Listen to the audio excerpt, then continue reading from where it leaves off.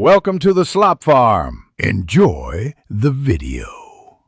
You begin by preparing both devices. This prevents interruptions. Charge the headphones above 20% and keep the iPhone within 1 to 2 meters. On your iPhone, open Settings, tap Bluetooth, and toggle it on so the phone scans. Now, put the Bowers and Wilkins into pairing mode.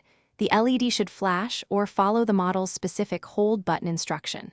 Once done, watch the iPhone's list for the headphone name. This is the first actionable connection step. You now complete the handshake between devices.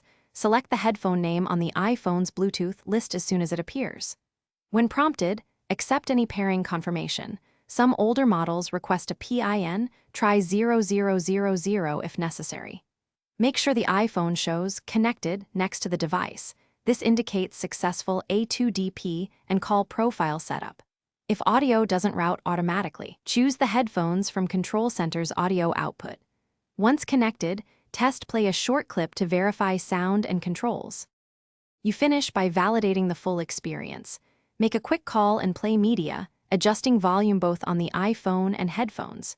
If pairing fails, forget the device in iPhone Bluetooth settings and restart both devices, then re-enter pairing mode. This clears cached profiles. As a final step, check for firmware updates in the Bowers and Wilkins app. Updates often fix stability and codec issues.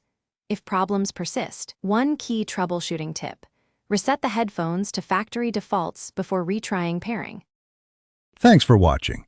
Consider subscribing if we helped you today.